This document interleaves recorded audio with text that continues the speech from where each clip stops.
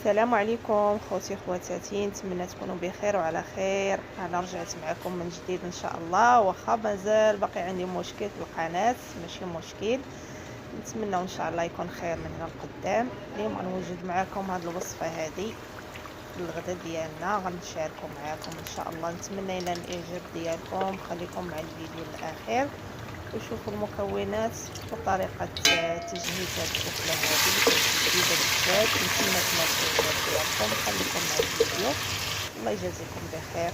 هنا بالنسبه للمكونات حطيت بصل مع الثوم ونفس الزيت اللي قليت فيه الباذنجان الاسود، وعندي حبه دجاج قطعتها اوصال صغيره، حاولوا تقطعوا اوصال صغيره شويه باش تجيكم مزيانه. بهارات حطيت الهيل مع القرنفل مع القرفه مع الفلفل الاسود كلهم حبات، وزودت عليهم واحد 4 ماجي اللي هي رامة بنة مع بهارات مشكله. البهارات مشكله من بعد ان شاء الله نعطيكم الوصفه المكونات ديالها. وزودت عليهم صلصه طماطم، ونخلي الدجاج يتحلى مزيان او يتحمص مزيان مع المكونات. من بعد غنضيف القياس تاع الماء، ما نكثروش الماء كثير باش ما تجيناش المرق كثيره بزاف.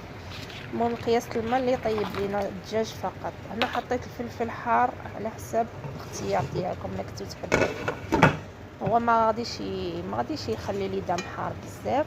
انا خديت قدر تاني، غنضيف نفس الزيت اللي انا قليت فيه الباذنجان الاسود، وغنضيف عليه اللي هو البهارات مصححه، القرنفل والهيل مع الفلفل الاسود، نخليه يتحمص واحد شويه وغنضيف عليه الرز. هنا الليدان ديالنا هما كما كتشوفوا ما شاء الله تبارك الرحمن، مسبك ما فيش المرق كتير، حيت غنضيف عليه الرز. هنا حيدت هذاك الفلفل الحار باش ما يعطينيش الحراره في الاكل ديالنا، يجي الاكل حار، لازم نحيدو.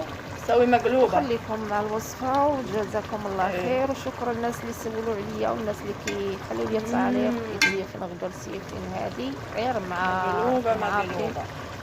القناه ديالي حاليا ما على لا ربح لا والو. نتمنى من هنا لقدام يكون خير ان شاء الله لينا وليكم.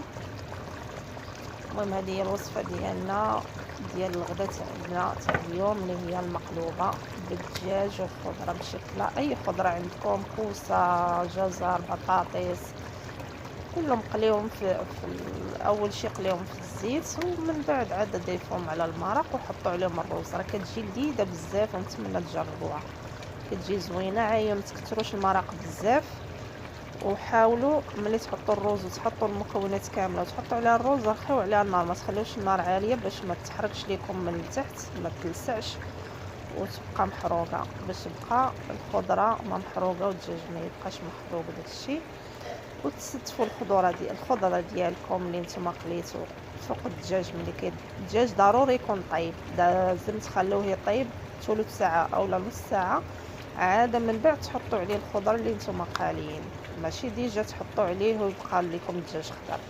الدجاج خاصو يطيب من بعد تحطوا الخضره، عاد من بعد تحطوا الرز كيكون طيب نص طيبه.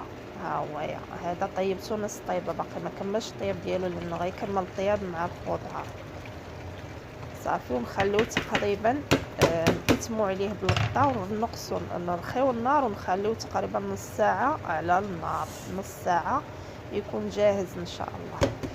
هنا زدت عليه واحد شويه ديال اللي هو الزعفران مع الماء ماتكادي. الا ما كانش الماء كادي كديروا الماء عادي ماشي مشكل، بالنسبه لكم متوفر عندكم راه كتحطوه صافي، وكتوزعوه على الارز من الفوق وتخليوه نص ساعه على النار، على نار مهيله، وغيكون جاهز الطبق ديالكم. بسم الله توكلنا على الله. احنا حيدنا القدر من فوق النار وقلبته في الصينيه. هنا كياكلوا الرز في الصينيه، معروف هنايا الرز كيحطوه في الصينيه كيقولوا يسموه ما الطبسي، هذا هو اللي كياكلوا فيه. قليل فين كيحطوا الطباصل ديال كيف ما حنا الطاوس او اغلبيه الارزاز كيحطوهم في هاد الصواني. حنا اللي كنقولوا الصينيه ديال اتاي كنحطوا فيها اتاي، هما كيحطوا فيها الارزاز. كانت هذه الوصفه ديالنا ديال اليوم. شكرا لكم على دعمكم وعلى التبع ديالكم، كنتمنى لكم التوفيق، ونشوفكم في فيديو اخر ووصفه اخرى ان شاء الله. لبقى نعمر، مع السلامه، جزاكم الله خير جميعا.